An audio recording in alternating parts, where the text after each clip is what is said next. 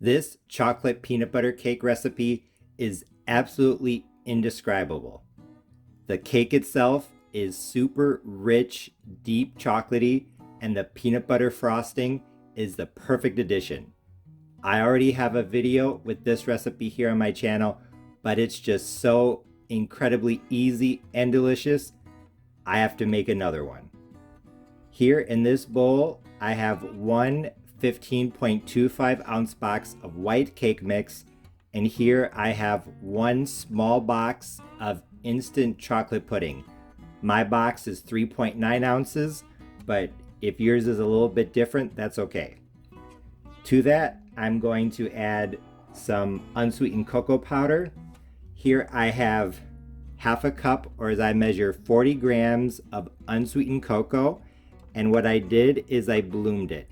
I took half a cup of water, I brought it to a boil in the microwave, then I added it to the cocoa powder and mixed it in. Adding your cocoa powder to hot water or oil is supposed to bring out the chocolate flavor, so that's what I did. I'm also going to add 3 teaspoons of instant coffee, 4 grams. I heated up half a cup of water in the microwave and then just added that to the coffee. I'm going to also add half a cup, 120 grams of sour cream. I'm using full fat. I used fat-free last year, but whatever sour cream you have is fine, or half a cup of buttermilk. 3 large eggs, 1/4 cup of vegetable oil. I'm using canola, 1 teaspoon of vanilla extract, 1 tablespoon of white vinegar. And I'm also going to add an extra half a cup of water just to loosen up the batter. So, like I said, this chocolate peanut butter cake is super easy. All you have to do is just add everything to the bowl and mix. So I'm gonna dump in my cake mix, my chocolate pudding. I'm using chocolate fudge flavor, but just regular chocolate pudding is perfectly fine. Now for the cocoa. Like I said, it was bloomed. It is an extra step, but I think it does bring out the chocolate flavor some. I'll scrape it a bit more off camera. Also going to add the coffee, the oil, instead I'm using canola, the vanilla, the vinegar, and don't worry, this will not make your cake taste like vinegar. It's just going to help create an acidic environment to make the cake fluffier.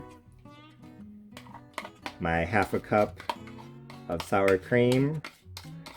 Like I said, you could use buttermilk as well. Something acidic. 3 large eggs. I just finished scraping the cocoa powder out of this little mason jar and the sour cream out of the bowl. My half a cup of water that was over here, I divided it between the mason jar and the bowl. I'm just going to try to get out a little bit more of what's stuck to the sides. I don't like to leave much behind. And also I'm adding extra liquid because cocoa powder is very dry, and a lot of times if you want to make a chocolate version of something by just adding cocoa powder to it, it's going to turn out dry because the cocoa powder, it just absorbs all the moisture. So don't be afraid of adjusting the recipe a bit. My oven is preheating to 325 degrees Fahrenheit. Now I'm going to use my mixer to just blend everything together to make the cake batter. I just finished mixing the batter. It took about 30 seconds, not too long. You do not need an electric mixer. You can definitely do it by hand. I have my 8-inch cake pans buttered and floured, so now I'm just going to evenly divide the batter. get out my scale to measure the pans and make sure they weigh the same. And then I'm going to bake my cake at 325 degrees Fahrenheit, uncovered for, I'm guessing, 50 minutes, but I'll let you know. The chocolate cake just came out of the oven. It was in at 325 degrees Fahrenheit, uncovered for 50 minutes. 50. As you can see, my chocolate cake layers are out of the pans. They've been cooling in the refrigerator for a couple hours. Now it's time to make the peanut butter frosting. This is a peanut butter cream cheese frosting that has the perfect balance of peanut butter flavor, sweetness, and tang. It's absolutely incredible. It's what makes this cake unforgettable. Here in this bowl, I have 1 8-ounce block of cream cheese softened, to which I'm going to add 1 cup of natural no-stir creamy peanut butter. I measured it out in grams, 240 grams. This is the type of natural peanut butter that does not have the oil separation on top because the peanut oil has been replaced with palm oil. Do not get the type of peanut butter that has the oil separation on top. You want the kind that does not. 1 pound of powdered sugar, 1/8 of a teaspoon of salt, 1/2 teaspoon of vanilla extract, and then you will need 3 tablespoons of cream. You could use heavy whipping cream, but I'm going to use middle cream. It's available in a lot of Latin markets. I'll get to that in a little bit, but the first step is to soften the cream cheese and blend it with the vanilla and the salt. Now I'm just going to add the vanilla and the salt and blend. Now I'm going to add in the peanut butter, and actually you could probably just add in the peanut butter at the beginning. That's what I did the last time I made this. Just add it in. And there we go. The peanut butter has been blended into the cream cheese, so now it's time for the powdered sugar. Like I said, 1 full pound of powdered sugar. You're going to have to add it a little bit at a time. I would suggest about 1/4 cup. Any more than that, and you might get covered in a powdered sugar cloud.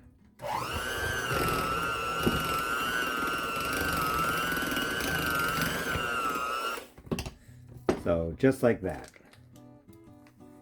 And maybe 2 tablespoons to 1/4 cup increments. Add in the powdered sugar. Once I get closer to being done, I'll bring you back. I just finished mixing the powdered sugar into the peanut butter and cream cheese. As you can see, it's pretty thick. I had to take my knife and scoop out what was between the beaters a couple times so that I could keep digging down in there and blending. But just keep going and it will come together. It is kind of dry, as you can see. It's not holding its shape, so we need to add something else. That's where cream comes in. You could definitely use just regular heavy whipping cream, but I'm going to use something called table cream. In Spanish, media crema. It's translated to English middle cream. It's somewhere between milk and heavy whipping cream.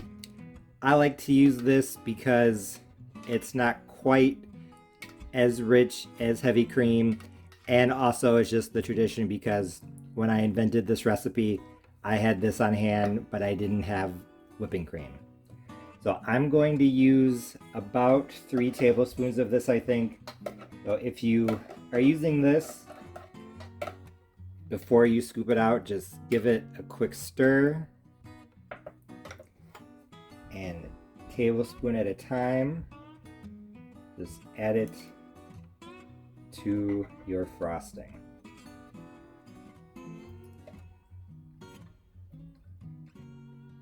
Do not use water. I don't know why, but you need a liquid that has some fat in it, and water obviously does not. I tried making this frosting with water once and it wouldn't hold its shape. It kept falling off the cake. So what I've learned is that you cannot use water. But like I said, I'm just gonna tablespoon by tablespoon blend this in. I incorporated 1 tablespoon of the cream into the peanut butter frosting. Now I have to dig out what's between the beaters. Like I said, this looks like it's not going to work out. It looks like this is a kitchen disaster in the making, but just keep adding and keep blending and it will come together.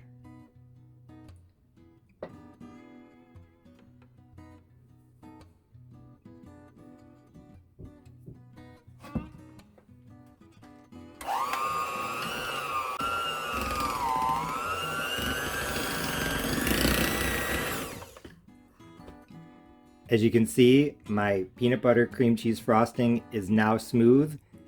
I added 3 tablespoons of the middle cream, table cream, maybe a little bit more, but you can see it is now smooth. Just do what I did. Dig your beaters deep down into the bowl and make sure everything is very well combined. It looks like it's not going to come together, but it is, and you'll have a delicious frosting. I tasted this and it's out of this world. Now it's time to frost the chocolate cake. I'm going to put somewhere between 1/4 and 1/3 of the frosting on top of the bottom layer, and then I'm just going to smooth it out to the edges. Then I'm going to put on the top, frost the top and the sides, and then I'm going to put my cake in the refrigerator to chill. My frosting didn't turn out as I would have liked, more on that in a bit. But I put my cake in the refrigerator, let it sit overnight, and then the next day I cut the first slice. In terms of flavor, this chocolate peanut butter cake recipe was exactly as it was last year. Absolutely fantastic. But like I said, the frosting didn't turn out as I would have liked. If you watch my channel regularly, you know that I usually only make a video for a recipe once. But this chocolate peanut butter cake is so delicious, I just had to make another one. I thought about why it's so good, and honestly, I think it's the combination of flavors. If you eat the chocolate cake without the frosting, you'll see that it's actually kind of bitter. The cake batter has a lot of cocoa powder, more than most other recipes do, and it does have a good amount of instant coffee as well. I would definitely call this a dark chocolate cake. And in all honesty, I think that the chocolate cake itself is a little too bitter to eat on its own with no frosting or no glaze. However, this peanut butter frosting is both sweet from the powdered sugar and tangy from the cream cheese. The sweetness from the powdered sugar helping to balance out the bitterness of the chocolate cake, and the tanginess of the cream cheese helps to bring out the chocolate flavor even more. Along with the peanut butter flavor, that is why this cake is so good. Although this cake tasted just as good as it did last year, as you can see, the peanut butter frosting turned out a bit grainy. And honestly, I think it was because I overmixed the frosting. I was trying to show my viewers what the frosting looks like when it's done, and I accidentally ended up beating it too much. It tasted fine, it just didn't look good. Here are some pictures from last year. You can see that the peanut butter frosting was a lot smoother. I did some research online, and I think that maybe adding a little bit more of the cream would have helped to make it smoother and less grainy, but honestly, like I said, it still tasted really good. As you know, I have a lot of pie, cake, and cobbler recipes here on my channel. Some of them are better than others. I'm always honest. And this cake might just be my favorite cake. It's very hard for me to say which cake is my favorite, and honestly, usually I don't crave chocolate cake. I've never been a big chocolate person. I like it, but if you watch my other videos, I'm sure you've picked up on that I prefer fruit over chocolate. But this chocolate peanut butter cake has all the right things in all the right amounts, making it absolute perfection. Although it's definitely great on its own, I highly suggest serving this with some vanilla ice cream. It just takes it to the next level. If you make this, you'll love it. I guarantee it. Thanks for watching. See you next time.